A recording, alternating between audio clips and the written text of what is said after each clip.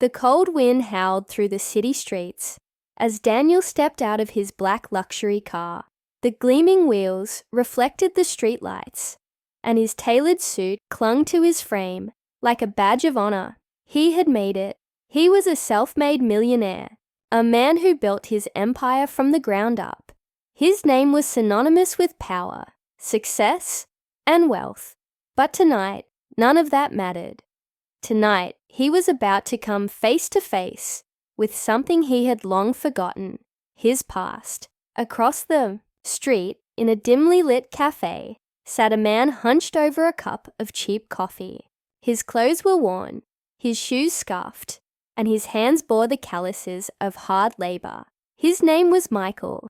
He was Daniel's younger brother, and unlike Daniel, life had not been kind to him. Daniel scoffed as he walked into the cafe, the scent of stale coffee and desperation lingering in the air. The sight of his brother in that miserable state brought a smirk to his face. "Still the same, huh?" he said, sliding into the seat across from Michael. "I figured you'd be doing better by now. Guess I was wrong." Michael looked up, his tired eyes meeting Daniel's sharp, judgmental gaze. There was no anger, no resentment, just a quiet acceptance of reality. "Not everyone is lucky, Daniel," he replied softly. "Some of us don't get the chances." "You did." Daniel let out a dry laugh, shaking his head. "Chances? Michael, I made my own chances. I worked hard while you wasted your time chasing dreams that never paid off. Look at you, barely surviving, probably struggling to pay rent. Do you even have a plan for your life?" Michael stirred his coffee slowly, as if choosing his words carefully. "I may not have money, Daniel, but I have peace. I have purpose." Daniel rolled his eyes. "Peace? Purpose? That's just a fancy way of saying you've given up.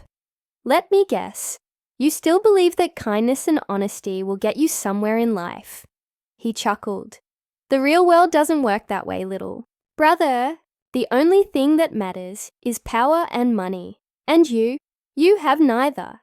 Michael sighed, but said nothing. He had learned long ago that arguing with Daniel was pointless. His brother lived in a world where success was measured in numbers, not in human connection or integrity. Daniel glanced at his expensive watch and stood up, tossing a few bills onto the table. "Here," he said, smirking. "Consider it charity. Buy yourself a real meal for once." Michael didn't take the money. He simply looked at his brother, a faint knowing smile on his lips. "One day, Daniel, you'll understand that money isn't everything." Daniel scoffed again, shaking his head. "Yeah, sure. I'll be sure to remember that while I'm driving my sports car back to my penthouse." With that, he turned and walked away, leaving Michael sitting alone in the dim light. As he stepped back into his car, Daniel felt an odd sense of satisfaction. He had won. He had proven, once again, that he was the successful one, while Michael was nothing more than a man stuck in a life of struggle. But what Daniel didn't know, what he couldn't possibly predict, was that fate had a funny way of turning tables, and in just a few years, he would find himself standing on the other side of the very same conversation. Only this time, the shock would be his own. Years passed, and life moved on. Daniel continued climbing the ladder of success, sealing million-dollar deals, expanding his businesses, and living the life most people could only dream of.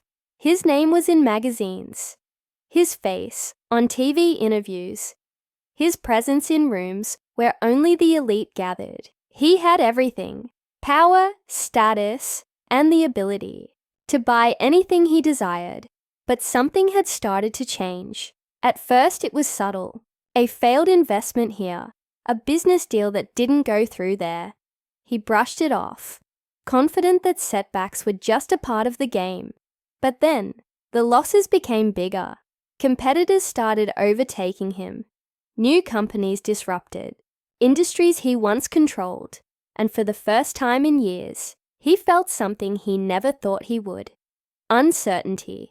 Then came the lawsuits, accusations of financial misconduct, employees resigning in waves, stock values plummeting. The media, once his greatest ally, turned against him overnight. His name, once celebrated, became associated with scandal and failure. One by one, the investors backed out and his empire crumbled before his eyes. His luxurious penthouse, gone. His fleet of cars, repossessed. The very people who once called him a genius now refused to answer his calls. In what felt like an instant, Daniel found himself exactly where he never thought he'd be, on the verge of losing everything. And then, the worst happened. A final lawsuit drained his accounts, leaving him with nothing but debts.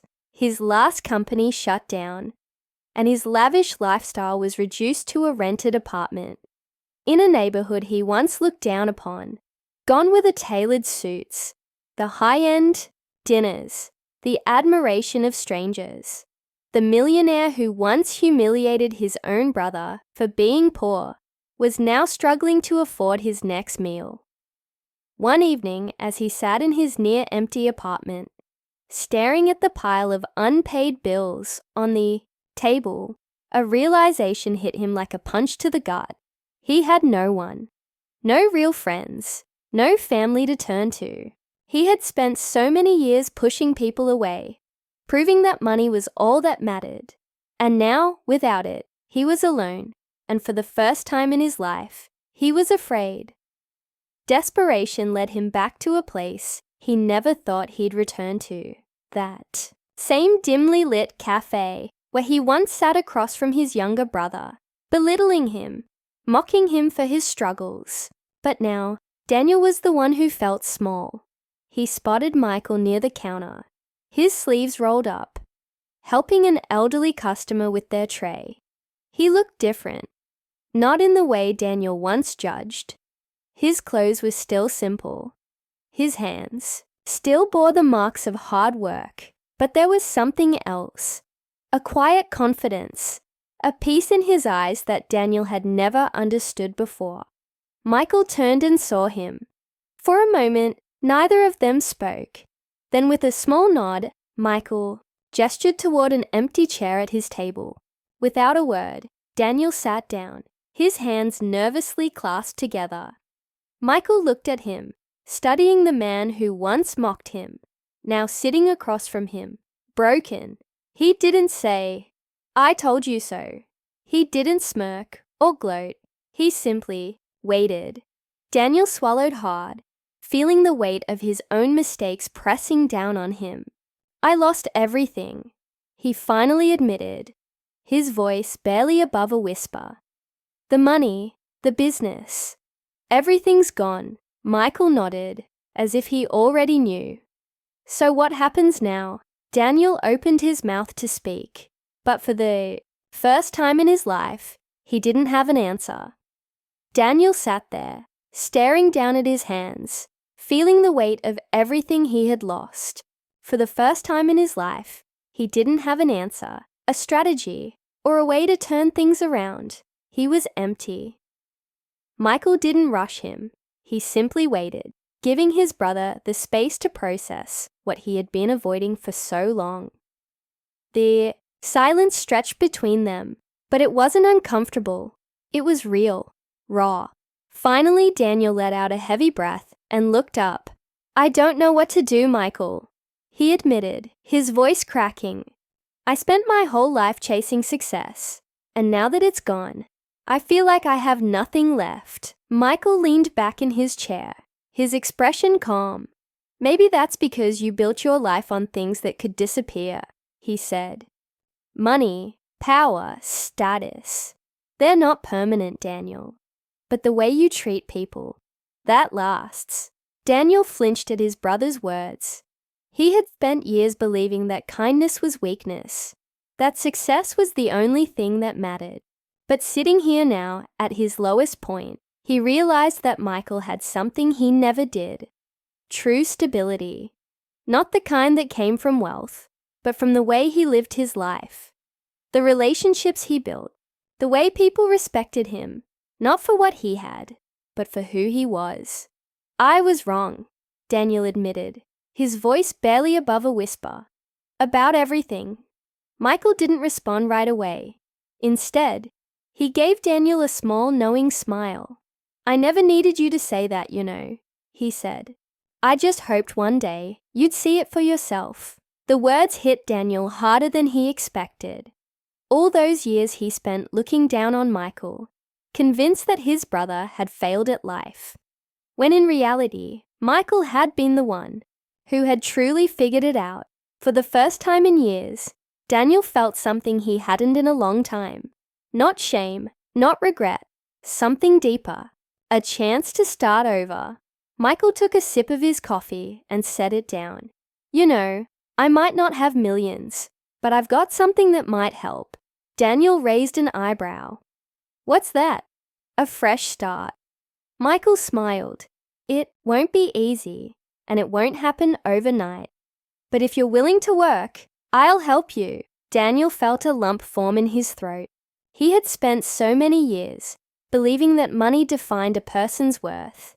Yet here was his younger brother, the very man he had humiliated and looked down on, offering him a second chance without hesitation. For the first time in a long time, Daniel didn't feel alone. He wasn't sure what the future held, but maybe, just maybe, this was where his real journey began.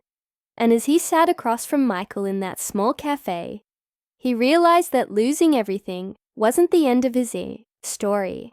It was just the beginning of something new, something real.